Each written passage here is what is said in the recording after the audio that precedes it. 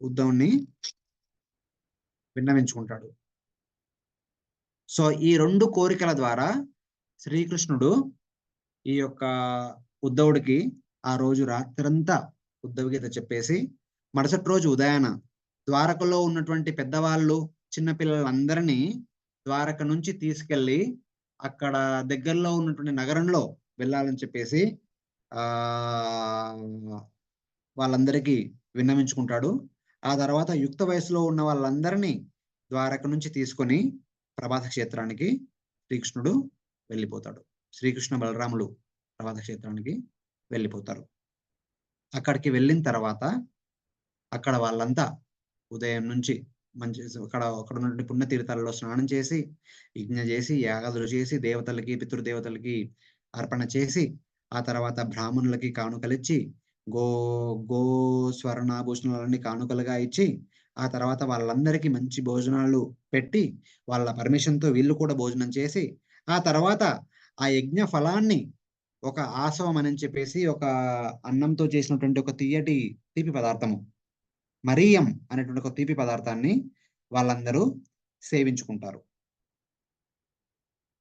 ఆ తర్వాత ఏం జరిగిందో యాక్చువల్గా జరగలేదు, కానీ అలా జరిగిందని చెప్పేసి ఈ ప్రపంచంలో ఉన్న వాళ్ళందరినీ నమ్మించడం కోసము వ్యాసదేవుని యొక్క హృదయంలో అలా జరిగిందని చెప్పేసి ఆయనకి చూపిస్తారు భగవంతుడు. ఆ తర్వాత శ్రీల వ్యాసదేవుడు ఈ విషయాన్ని ఆయన రచించిన ప్రతి ఒక్క గ్రంథంలో రాయడం జరిగింది. మహాభారతము, రామాయణం మినహా మహాభారత పురాణాలన్నిట్లో అంటే భాగవత పురాణము, విష్ణు పురాణము, పద్మ పురాణము ఇలాంటి అన్ని పురాణాలలో వేరు వేరు గ్రంథాలలో ఈ యొక్క విషయం ఇలా జరిగిందని చెప్పేసి వ్యాసదేవుల వారు రాశారు. అది వ్యాసదేవుల వారి హృదయంలో భగవంతుడు ఆ యొక్క చిత్రాన్ని చూపించారు, ఇలా జరిగింది అని చెప్పేసి. నిజానికి అలా జరగలేదు. ఈ యొక్క ఆశవాన్ని స్వీకరించిన తర్వాత ఆ దేవతలందరూ ఎప్పుడైతే యాదవులుగా జన్మించారో ఈ యాదవులందరూ అంటే యాక్చువల్గా వాళ్ళందరూ దేవతలే.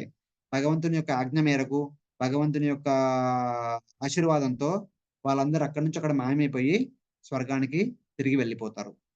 కానీ కలియుగ ఆరంభం కోసము భగవంతుని పట్ల ఆయన భక్తుల పట్ల ఒక రకమైనటువంటి అపోహ, ద్వేషము, తర్వాత చిన్న చూపు రావాలని చెప్పేసి ఒక పెద్ద ఘట్టాన్ని జరగని ఘట్టాన్ని జరిగినట్టుగా అక్కడ చూపిస్తారు. అదే విషయాన్ని మహాభారతంలో భాగవతంలో చర్చించుకుంటారు. మహాభారతంలో దీనికి ఒక కారణాన్ని చూపిస్తారు ఎందుకు అని చెప్పేసి. మహాభారత యుద్ధంలో పాండవుల పక్షాన కౌరవుల పక్షాన ఎంతో మంది యోధులు యుద్ధం చేశారు. దుర్యోధన అర్జునులు ఈ ద్వారకకు వచ్చి శ్రీకృష్ణుని యొక్క మద్దతు కోరినప్పుడు శ్రీకృష్ణుడు ఏమంటారంటే యాదవులు ఎవరు అంటే బలరాముని యొక్క ఆజ్ఞ, శ్రీకృష్ణుని యొక్క అంతరార్థంలో ఉన్నటువంటి ఆజ్ఞ బలరాముని రూపేణ వస్తుంది అన్నప్పుడు యాదవులు ఎవరు యుద్ధంలో పాల్గొనరు అని చెప్పేసి. అయినప్పటికీ శ్రీకృష్ణుడు ఏం చెప్తారంటే యాదవులు ఎవరు యుద్ధంలో పాల్గొన్నప్పటికీ కూడా యాదవ సేన, నారాయణ సేన అని చెప్పి గొప్పగా కీర్తించబడుతున్న నారాయణ సేన ఒక పక్షాన, నిరాయుధుడైనటువంటి నేను ఇంకొక పక్షాన పాలు పంచుకుంటామని చెప్పేసి చెప్తాడు. అప్పుడు దుర్యోధనుడు నారాయణ సేనని, శ్రీకృష్ణుని అర్జునుడు ఎంచుకుంటారు. అర్జును యొక్క ప్రియ శిష్యుడైనటువంటి సాత్యకి కూడా శ్రీకృష్ణునితో పాటు అర్జునుని పక్షాన పాండవుల పక్షాన యుద్ధం చేస్తాడు. నారాయణ సేనకి అధినేతగా ఆ ఎవరు ఉంటారు? నారాయణ సేనకి అధినేత ఆయన పేరు 3వ స్కందంలో మహాభారతంలో వస్తుంది, భూరిశ్రవ. సో ఆయన నారాయణ సేనకి అధినేతగా కౌరవ పక్షం నుంచి యుద్ధం చేస్తాడు. సో మహాభారత యుద్ధంలో భూరిశ్రవుడు కాదు. సో ఇంకో వ్యక్తి. సో మహాభారత యుద్ధంలో జరిగినటువంటి వేరు వేరు ఘట్టాల ద్వారా ఇక్కడ ఈ రోజు ఎప్పుడైతే యజ్ఞయాగాదులు పూర్తయిన తర్వాత ఈ ఇద్దరు వ్యక్తులు సాత్యకి మరియు నారాయణ సేనకి అధ్యక్షత వహించినటువంటి వ్యక్తి అంటే కౌరవ సేనలో మిగిలిపోయిన 3 వ్యక్తులలో ఆయన ఒకడు. ఆ 3 వ్యక్తులలో ఎవరు? ఒకరు కృపాచార్య, రెండో అశ్వత్థామ, మూడవది ఎవరైనా చెప్పగలరా? గుర్తుందా పేరేమో? కౌరవ పక్షాన మిగిలిపోయిన 3 ఎవరికి గుర్తుకులేదా?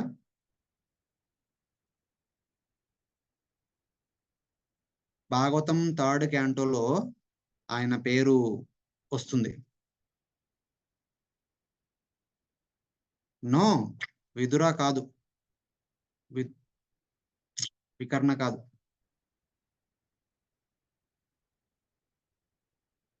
కృతవర్మ, కరెక్ట్. కృతవర్మ. కృతవర్మ కూడా కాదు. కృతవర్మ ఏనా? Yeah, Kritavarma only. Yes, Kritavarma. అంటే ఆయన కూడా యాదవుడే, బట్ కౌరవ పక్షాన నారాయణ సేనకి అధ్యక్షత వహించి ఆయన యుద్ధం చేశారు కాబట్టి కృతవర్మ మరియు సాత్యకి వీళ్ళిద్దరి మధ్య వాగ్వివాదం స్టార్ట్ అవుతుంది. సో కృతవర్మనే స్టార్ట్ చేస్తారు. కృతవర్మ ఏమంటారంటే, ఆ యుద్ధంలో భూరిశ్రవుడు యుద్ధాన్ని విరమించుకొని అలా యోగాసనంలో కూర్చున్నప్పటికీ కూడా నువ్వు వచ్చి ఆయన తలని తెగ్గొట్టావని చెప్పేసి ఈయన కోపడతాడు. తర్వాత సాత్యకి ఏమంటారంటే, నువ్వు యాదవుడు అయినప్పటికీ కూడా కృష్ణునికి విరుద్ధంగా కౌరవ సేన నుంచి యుద్ధం చేశావు అని చెప్పేసి ఈయన వాళ్ళిద్దరి మధ్య వాగ్వివాదము పెరిగి పెరిగి పెరిగి పెద్దదయ్యి ఆ యాదవులందరూ ఒక పక్షము కృతవర్మ వైపు, ఇంకో పక్షము వారు మన సాత్యకి వైపు చేరి 2 పక్షాలుగా విడిపోయి వాళ్ళిద్దరి మధ్య పెద్ద యుద్ధమే స్టార్ట్ అయిపోతుంది. అలా ఒకరినొకరు వాళ్ళ వాళ్ళ ఆయుధాలతో కొట్టుకోవడము, చంపుకోవడం మొదలెడతారు. వాళ్ళ ఆయుధాలన్నీ సమాప్తం అయిపోయిన తర్వాత ఆ సముద్రం ఒడ్డునటువంటి పొలిచినటువంటి ఆ ఏరక యొక్క వృక్షాలని వాటిని తెంపి, ఎప్పుడైతే వాళ్ళు వాటిని వృక్షాన్ని తెంపడం జరుగుతుందో వాళ్ళ చేతులు తీసుకున్నాక అవన్నీ ఒక ఐరన్ రాడ్స్ గా మారిపోతాయి. చాలా గట్టివి ఐరన్ రాడ్స్ గా మారిపోయి వాటి ద్వారా ఒకరినొకరు కొట్టుకోవడం మొదలెడతారు. ఆ సమయంలో వచ్చి వాళ్ళందరినీ ఆపాలని ప్రయత్నం చేసినటువంటి కృష్ణ బలరాములను కూడా వాళ్ళు కొట్టడం మొదలెడతారు. అప్పుడు కృష్ణ బలరాముడు కోపదిక్కులై వాళ్ళందరినీ చంపేస్తారు. యాదవులందరూ ఒకరినొకరు కొట్టుకొని చనిపోతారు. ఇదంతా చూసి బలరాముడు ఏమాత్రము సహించలేక తన శేష రూపం దాల్చి సముద్రంలోకి ప్రవేశించి తను వైకుంఠానికి వెళ్ళిపోతారు.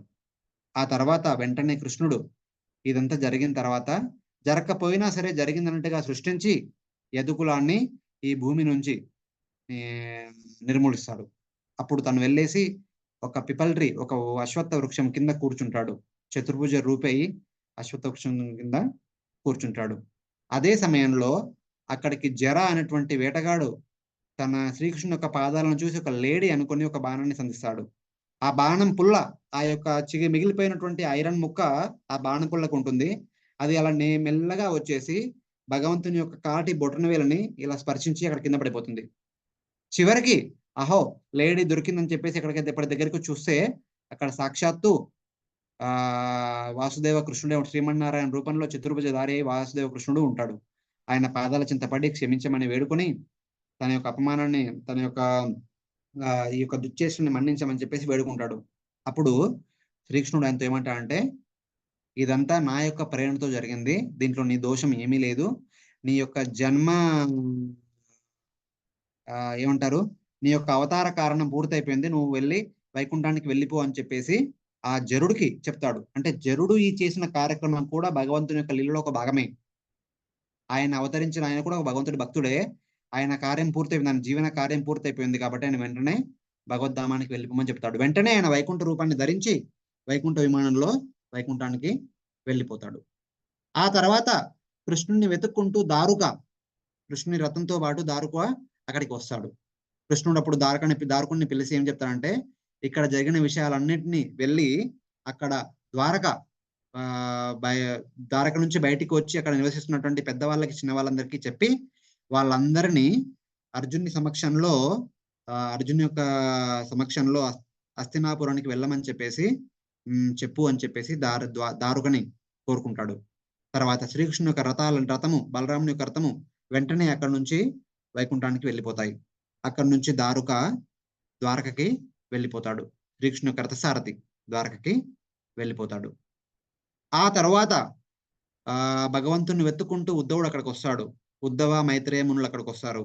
సో ఉద్ధవ మైత్రేయ మునులకి తన చివరి సందేశాన్ని వినిపించి ఉద్ధవని బద్రికాశ్రమం వైపు వెళ్ళమని చెప్పేసి విన్నవించుకున్నాడు. ఉద్ధవుడు కూడా అక్కడి నుంచి వెళ్ళిపోతాడు.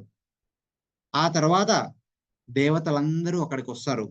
బ్రహ్మ, శివ, ఇంద్ర, చంద్ర, వరుణ, గంధర్వ, యక్ష, రాక్షస, కిన్నర, కింపురుష అందరూ వస్తారు.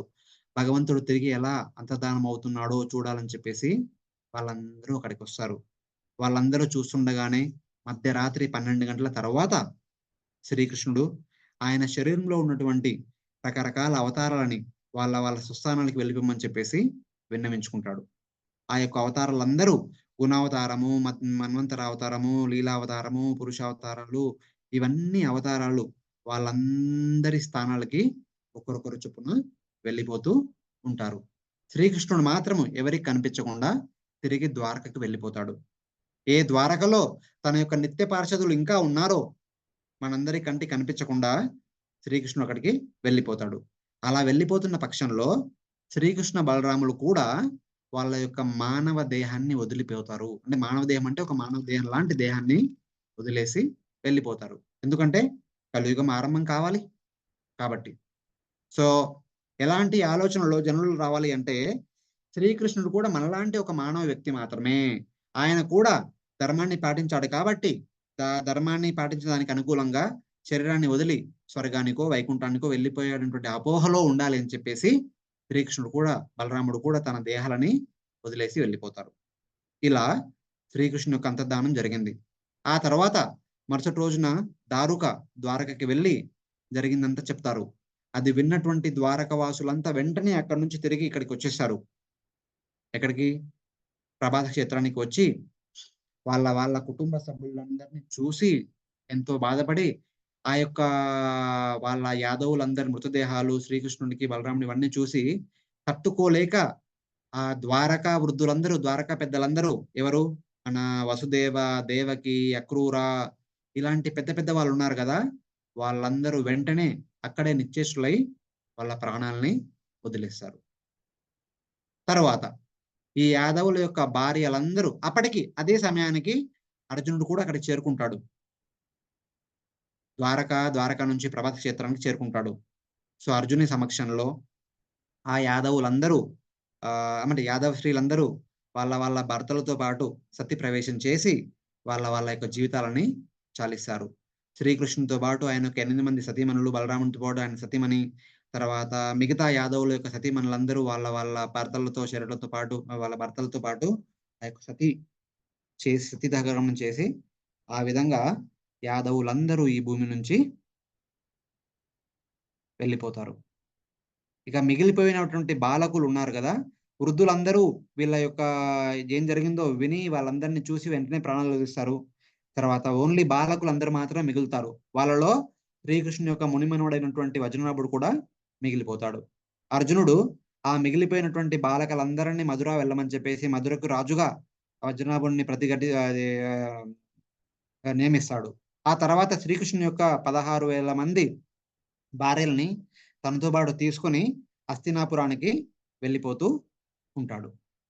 ఆ సమయంలో వీళ్ళు హస్తినాపురానికి వెళ్ళడం సరికాదని చెప్పేసి శ్రీకృష్ణుడే గోవులని కాచే గో కాపరిగా రూపుదాల్చుకొని అర్జునుని దారిలోనే అడ్డగించి ఎలా తీసుకెళ్తావు అని చెప్పేసి అడ్డగించి అర్జునుని ఓడించి ఆ స్త్రీలందరినీ మళ్ళీ తీసుకొని అక్కడి నుంచి వాళ్ళందరినీ మళ్ళీ మధురకి తీసుకొని మధురాలో వజ్రనాభుని సమక్షంలో వదిలేసి అంటే ఆ మధుర నగర సమీపంలో వాళ్ళందరినీ వదిలేసి శ్రీకృష్ణుడు అక్కడి నుంచి అంతర్ధానం అయిపోతాడు. ఆ తర్వాత వాళ్ళందరూ మళ్ళీ వజ్రనాభుని సమక్షంలో చేరి వజ్రనాభుని సంరక్షణలో ఉంటారు. అర్జునుడు ఈ విషయం ఇవన్నీ చూసి ఏమాత్రము భరించలేక వెంటనే హస్తినాపురానికి వెళ్ళి జరిగిందంతా విన్నవించుకుంటారు. అది విన్నటువంటి యుధిష్ఠిర్ మహారాజు వెంటనే తన యొక్క మనవడైనటువంటి పరీక్షిత్ మహారాజుని రాజుగా ఘోషించి తను వెంటనే మనోరథాన్ని స్వీకరించి ఉత్తర దిశకి వెళ్ళడం మొదలెడతాడు. ఆయన అడుగుజాడల్లో ఆయన కుటుంబస్తులు మిగతా 4 పాండవులు, ద్రౌపది కూడా వెళ్తారు.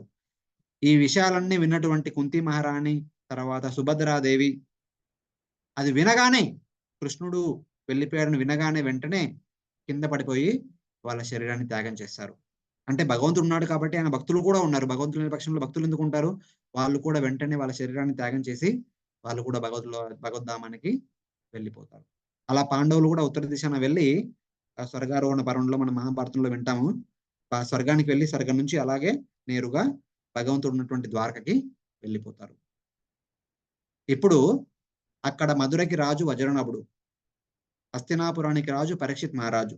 పరీక్షిత్ మహారాజు రాజైనా కూడా వెంటనే మధురకి వెళ్ళి అక్కడ మిగిలి ఉన్నటువంటి వాళ్ళతో కలవాలని చెప్పేసి తను వెంటనే మధురకి వెళ్ళిపోతాడు.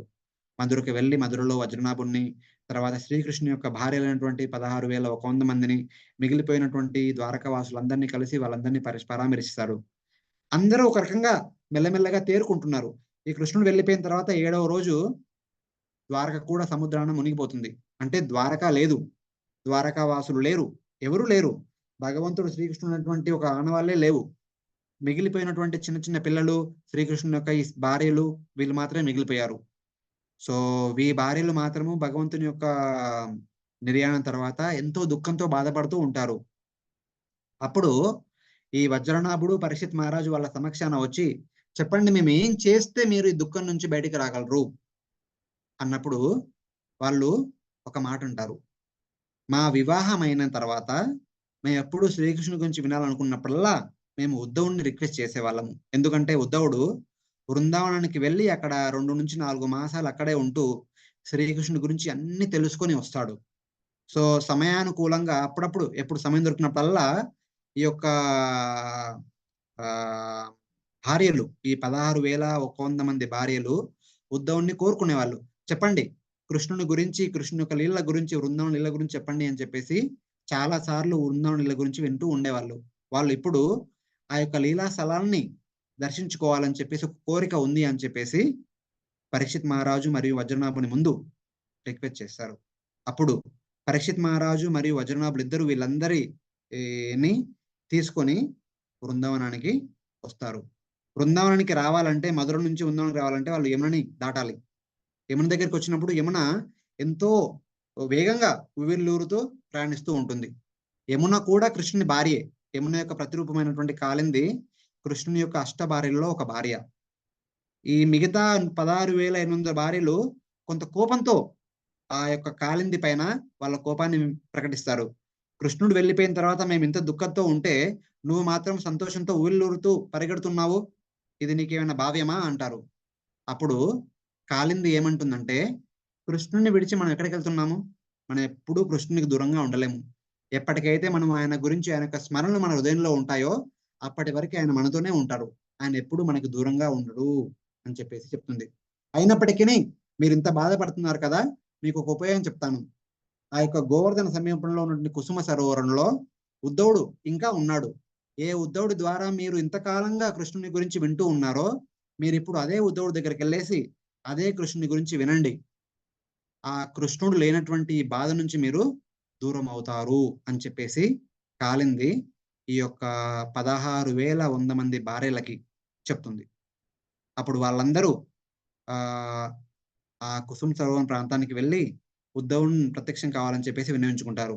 అప్పుడు వెంటనే ఉద్ధవుడు వాళ్ళకి ప్రత్యక్షమై వాళ్ళందరినీ అక్కడ కూర్చోబెట్టి 1 నెల కాలం పాటు, అంటే ఒక 30 రోజుల పాటు శ్రీకృష్ణ లీలలు చెప్పాలని చెప్పేసి ఆరంభిస్తున్నాడు. ఆ ఆరంభించడానికి ముందు పరీక్షిత్ మహారాజుకు ఒక విన్నవం చేశాడు. ఓ పరీక్షిత్ మహారాజా, శ్రీకృష్ణుడు వెళ్ళిపోయిన తర్వాత కలి ఈ ప్రపంచంలోకి వచ్చి జనాలందరినీ చాలా ఏమంటారు బాధ పెడుతుంది. కలి అనేవాడు జనాలందరి అధర్మం వైపు తీసుకెళ్తున్నాడు. ఇప్పుడే ఒకే దాటిన ఇంత అధర్మం వస్తే మంచిది కాదు. నువ్వు వెళ్ళి కలిని నివారించు. కొంతకాలం కలి రావడం మంచిది కాదు. ఆ తర్వాత మెల్లమెల్లగా కలి వచ్చినట్టుగా చెయ్యి అని చెప్పేసి పరీక్షిత్ మహారాజుని విన్నవిస్తాడు. అప్పుడు పరీక్షిత్ మహారాజు వెంటనే చెప్తాడు, నేను కూడా భాగవతం వినాలి, కృష్ణుడు నేను వినాలనుకుంటున్నాను, నన్ను ఈ యొక్క సద్భాగ్యం నుంచి దూరం చేయొద్దు అంటే ఉద్ధవుడు ఏం చెప్తాడంటే, నువ్వు అధైర్యపడకు.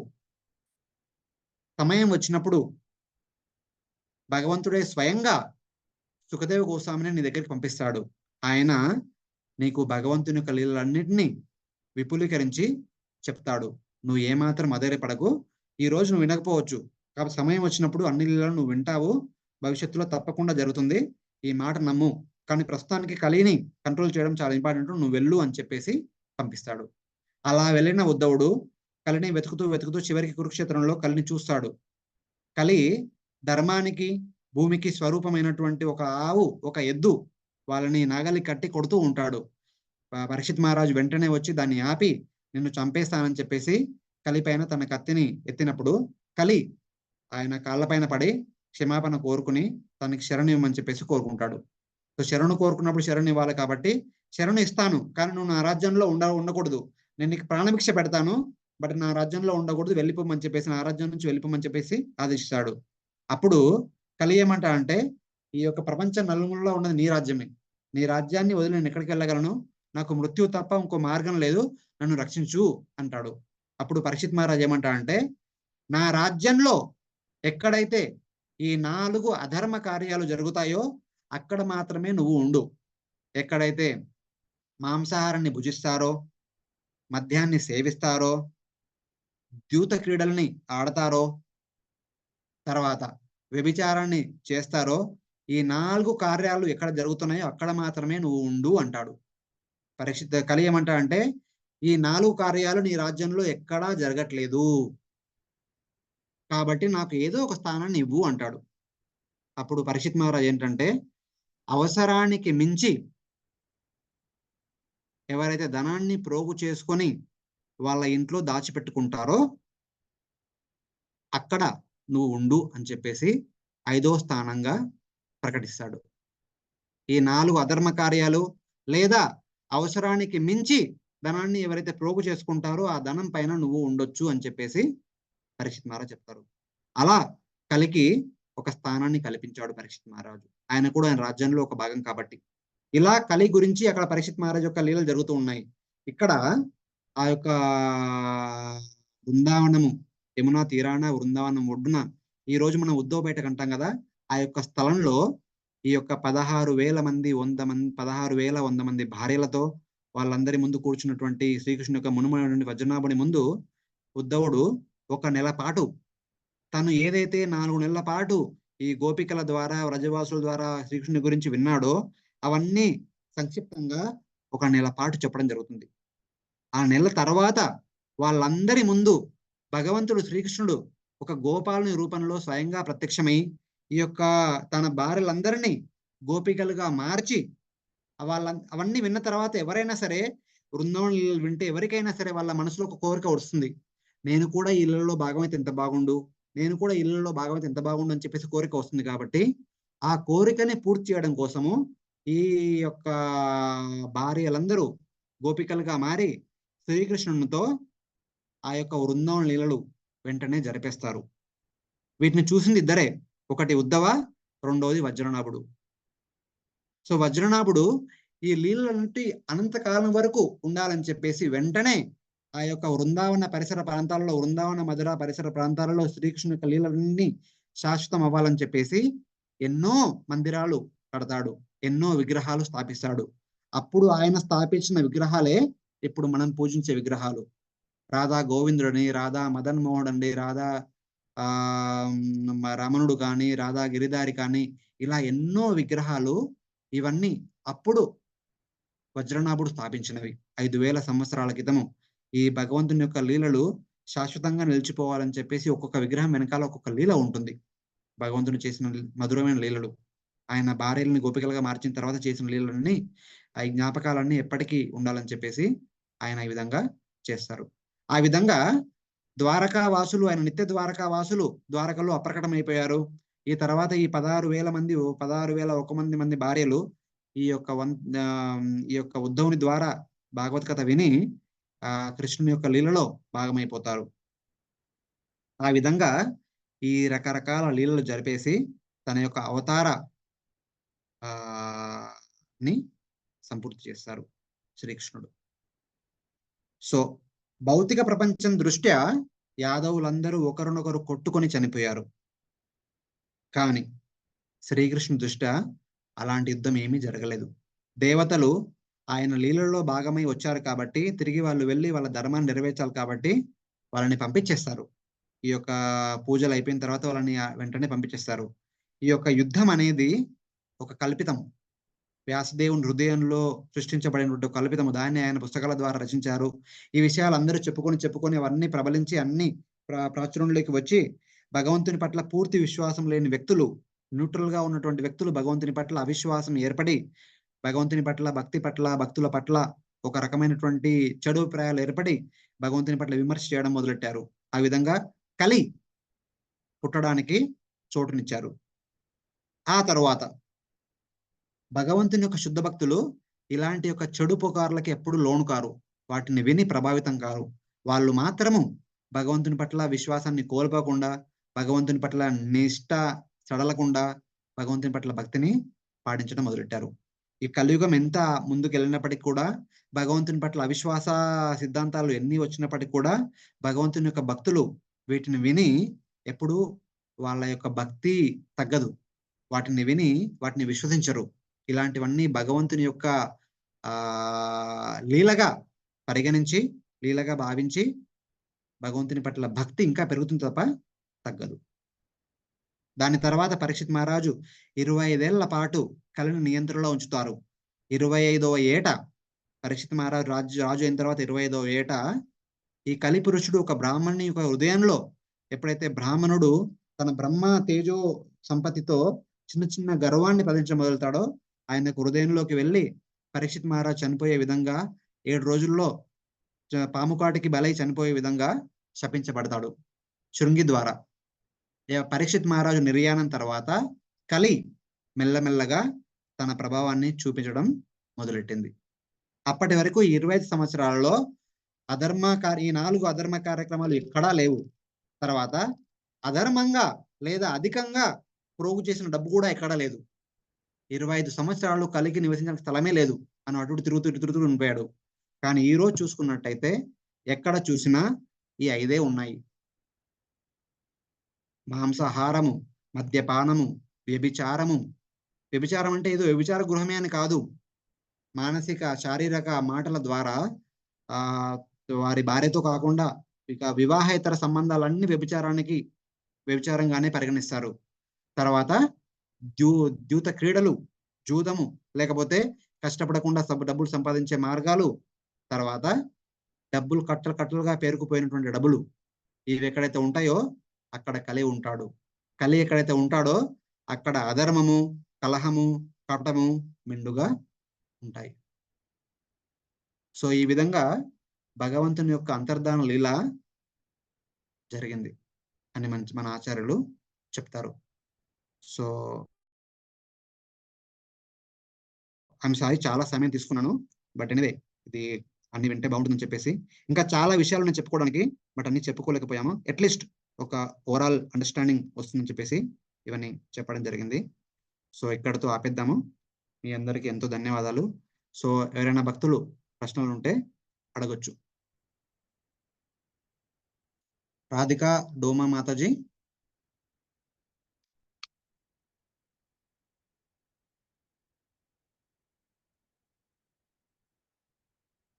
ఓకే, మాతాజీ లేనట్టున్నారు. సుచరిత మాతాజీ అన్మ్యూట్ చేసి మాట్లాడండి. సుచరిత మాతాజీ, రాధికా డోమా మాతాజీ వాళ్ళు కూడా లేనట్టున్నారు. Prasad KSS RCV Prabhuji, Prasad Prabhuji.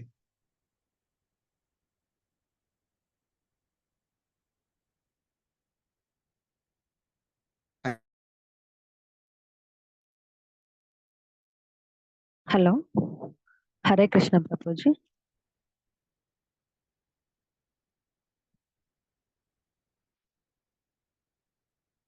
హరే కృష్ణ ప్రభుజీ.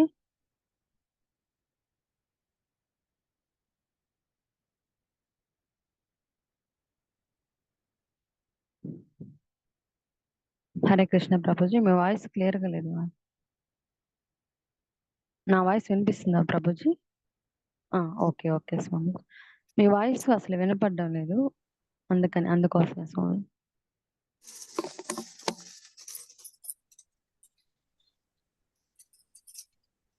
ప్రభుజీ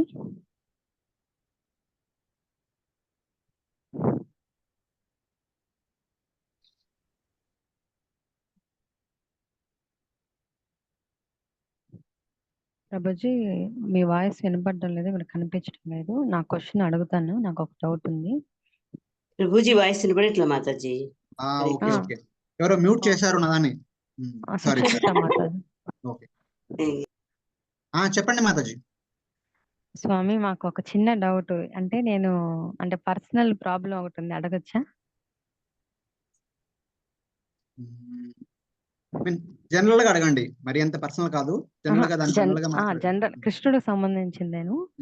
అంటే ఇప్పుడు మనం క్యాస్ట్, వర్ణ సిస్టమ్ అనేది మనకి ఉంటుంది గదా! అవును. భగవద్గీతలో క్యాస్ట్‌లు ఏం లేవు. ఆ 4 చెప్పి తల నుంచొస్తారు. బ్రాహ్మణుల తల నుంచి అలా శూద్రులు అట్లాగా చెప్తారు కదా స్వామి. ఇప్పుడు మనం ఇంటర్ కాస్ట్ మ్యారేజ్ అనేది నాకొక చిన్న అవకాశం వచ్చింది. భగవంతుడి ఆజ్ఞ లేదు ఏదో జరగదని అంటారు కదా! ఇంకోటి భాగవతంలోని 14 స్టేజ్‌లని జెప్పారు. ఫస్టు కృష్ణుడి భక్తి, కృప ఉండాలి. తర్వాతే మనం ఇండైరెక్ట్‌గా స్వామిని చేరుకోగలుగుతాము అని చెప్పారు. ఇప్పుడు నాదంతా జరిగిన తర్వాత ఆ కృప వల్ల 41 డేస్ నేను రుక్మిణి కళ్యాణం అనేది పారాయణం చేశాను స్వామి. చేశాక నాకు అంటే నా కోరికలు అంతకుముందనేది నాకు ఎంజాయ్ జేయాలి, ట్రావెలింగ్ జేయాలి అన్ని కోరికలు నాకు అంటే తమో గుణంలో ఉన్నానప్పుడు చాలా వరకు. ఆ తర్వాత ఈ 41 రోజులు రోజు రోజు పెరిగే కొద్దీ కృష్ణుడి పైన ప్రేమ పెరిగి, ఇదంతా నాకు ఒకవేళ నా జీవితంలో ఉంటే ఇవన్నీ నాకొద్దు. నీ భక్తే నాకు కావాలి. నీ దగ్గర చేరుకునే మార్గం చూపించని నేను అడిగాను స్వామి. అడిగిన వెంటనే